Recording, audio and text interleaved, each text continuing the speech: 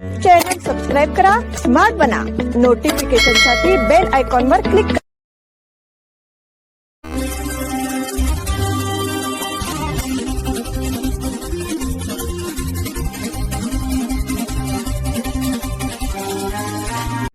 नमस्कार, स्मार्ट न्यूजच्या बुलेटिनमध्ये आपलं स्वागत. पाहूया आजच्या दिवसभरातील ठळक घडामोडी. मल्लिकार्जुन खरगे यांची राज्यसभेच्या विरोधी पक्षनेतेपदी फेरनिवड. मल्लिकार्जुन खरगे यांची राज्यसभेच्या विरोधी पक्षनेतेपदी फेरनिवड करण्यात आली आहे. संसदेच्या बुलेटिननुसार मल्लिकार्जुन खरगे यांचा 25 जून रोजी कार्यकाळ समाप्त झाल्याने ते विरोधी पक्षनेते पदावरून देखील मुक्त झाले होते. मात्र राज्यसभेवर पुनर्निवड झाल्यानंतर सभापतींनी खरगे यांना 26 जून 2026 पासून पुन्हा विरोधी पक्षनेते म्हणून मान्यता दिली आहे, अशी माहिती राज्यसभेचे सरचिटणीस पी.सी. मोदी यांनी एका अधिकृत बुलेटिनद्वारे दिली आहे. मल्लिकार्जुन खरगे यांनी शपथविधीनंतर एक्स या सोशल मीडियावरून भावना व्यक्त केल्या. अभिमान आणि जबाबदारी अशा शब्दात त्यांनी भावना व्यक्त केल्या. भाजपच्या नाझिया खान आणि दिव्या सिंगवर कारवाईची मागणी. पैगंबर मोहम्मद आणि हजरत आयेशा यांच्याबद्दल आक्षेपार्ह, अपमानजनक आणि प्रक्षोभक विधाने करून मुस्लिमांच्या धार्मिक भावना दुखावल्याचा आरोप असलेल्या भाजपच्या अल्पसंख्याक मोर्चाच्या नेत्या श्रीमती नाझिया खान, दिव्या सिंग आणि त्यांच्या संपूर्ण पॉडकास्ट टीमविरुद्ध त्वरित कायदेशीर कारवाई करावी, अशी मागणी बेळगावमधील मुस्लिम नागरिकांनी मुख्यमंत्री डी.के. शिवकुमार आणि गृहमंत्री प्रियांक खरगे यांच्याकडे एका निवेदनाद्वारे केली आहे. अंजुमन-ए-इस्लाम संस्थेच्या नेतृत्वाखाली मुस्लिम जमातींच्या युवा समित्या व स्वयंसेवी संस्थांचे सदस्य तसेच मुस्लिम समाज आणि नागरिकांनी या मागणीचे निवेदन सोमवारी सकाळी जिल्हाधिकाऱ्यांना सादर केले. जिल्हाधिकारी मोहम्मद रोशन यांनी निवेदनाचा स्वीकार करून ते त्वरित मुख्यमंत्री व गृहमंत्र्यांकडे धाडण्याचे आश्वासन दिले. शहर परिसरात वटपौर्णिमा उत्साहात साजरी. बेळगाव परिसरामध्ये वटपौर्णिमा हा सण सुवासिनींनी अत्यंत उत्साहात आणि पारंपरिक भक्तिभावात साजरा केला.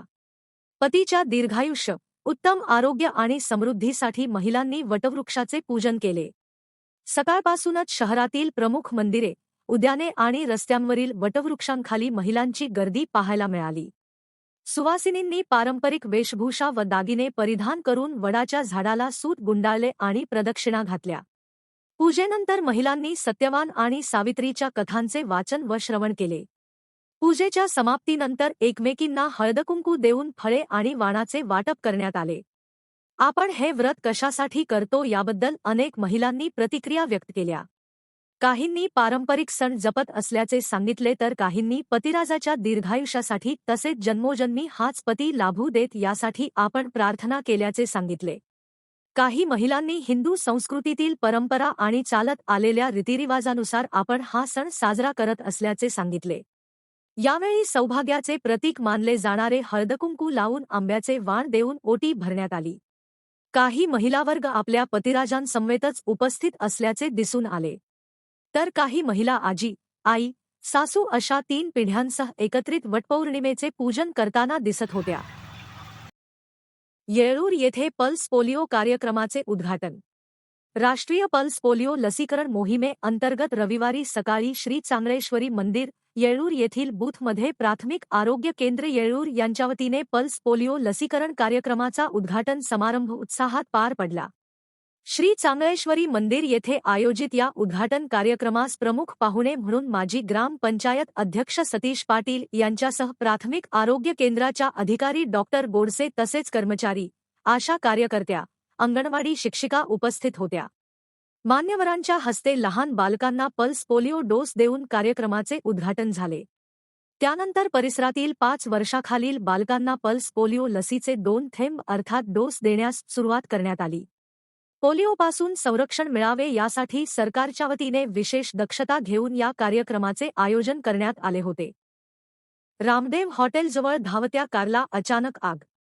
शहरातील रामदेव हॉटेल समोरील डीमार्ट कॉर्नरकडे जाणाऱ्या रस्त्यावर सोमवारी धावत्या स्विफ्ट कारला अचानक आग लागून काही क्षणातच संपूर्ण वाहन जळून खाक झाले. मिळालेल्या माहितीनुसार कार चालू असतानाच इंजिन भागातून अचानक धूर येऊ लागला आणि त्यानंतर काही क्षणातच आगीने तीव्र रूप धारण केले. परिस्थिती लक्षात येताच चालक व कारमधील प्रवाशांनी प्रसंगावधान राखत तात्काळ वाहन रस्त्याच्या कडेला थांबवून बाहेर उडी मारली. त्यामुळे मोठा अनर्थ टळला असून सर्वजण सुखरूप बचावले आहेत. अवघ्या 10 ते 15 मिनिटात आगीने संपूर्ण कारला वेढा घातला आणि वाहन पूर्णपणे जळून खाक झाले. पाणी जपून वापरण्याचे आवाहन. राकसकोप आणि हिडकल जलाशयांमध्ये पाण्याचा साठा अत्यल्प असल्यामुळे पाण्याचा जपून वापर करा, असे आवाहन प्रशासकीय यंत्रणेकडून करण्यात आले आहे. आज जवळपास 14 दिवसांनंतर बेळगाव शहराच्या काही भागात पाणीपुरवठा सुरू झाला. त्यासाठी व्हॉल्वमन अर्जुन तसेच बापट गल्ली आणि कडोलकर गल्लीतील कार्यकर्त्यांनी विशेष प्रयत्न केले. यासोबतच लोकप्रतिनिधी, नगरसेवक, आमदार, खासदार, महानगरपालिका प्रशासन आणि संबंधित सर्व अधिकाऱ्यांनी काही दिवसांसाठी इतर विकासकामांपेक्षा शहराच्या नियमित पाणीपुरवठ्याला प्राधान्य द्यावे, असे नागरिकांचे म्हणणे आहे. मात्र शहरातील काही भागात नियमित पाणीपुरवठा होत असताना काही भागात अत्यल्प किंवा अजिबात पाणी मिळत नाही, ही गंभीर बाब आहे. संपूर्ण बेळगाव शहराला किमान आठवड्यातून 2 वेळा, प्रत्येकी 4 तास तरी समान पाणीपुरवठा होईल, यासाठी योग्य नियोजन करून तातडीने उपाययोजना कराव्यात, अशी मागणी करण्यात येत आहे. जायंट्स मेनतर्फे अंमली पदार्थ सेवन विरोधी दिन रॅली. जागतिक अंमली पदार्थ सेवन विरोधी दिनानिमित्त जायंट्स ग्रुप ऑफ बेळगाव मेनतर्फे आदर्श विद्यामंदिर, अळवण गल्ली, शहापूर यांच्या संयुक्त विद्यमाने रॅली काढली. यावेळी अध्यक्ष लक्ष्मण शिंदे यांनी विचार व्यक्त केले. अंमली पदार्थांपासून आपली मुले कशी दूर राहतील आणि काय दक्षता घ्यावी त्याचे सविस्तर विवेचन केले. याप्रसंगी मुख्याध्यापक विठ्ठल पाटील तसेच जे.बी. पाटील, मनीषा शिनोळकर, माधुरी कुलकर्णी, भारता बागेवाडी तसेच जायंट्स ग्रुपचे सुनील मुदगेकर, अशोक हलगेकर, उपाध्यक्ष अरुण काळे, मधु बेळगावकर, जयवंत पाटील, विनोद आंबेवाडीकर, शिवराज पाटील, मोहन पत्तार, ईश्वर पाटील, आनंद कुलकर्णी, राहुल बेलवलकर, विजय बनसूर आदी उपस्थित होते. याचबरोबर स्मार्ट न्यूज मराठीचे आजचे बुलेटिन इथेच संपले. धन्यवाद.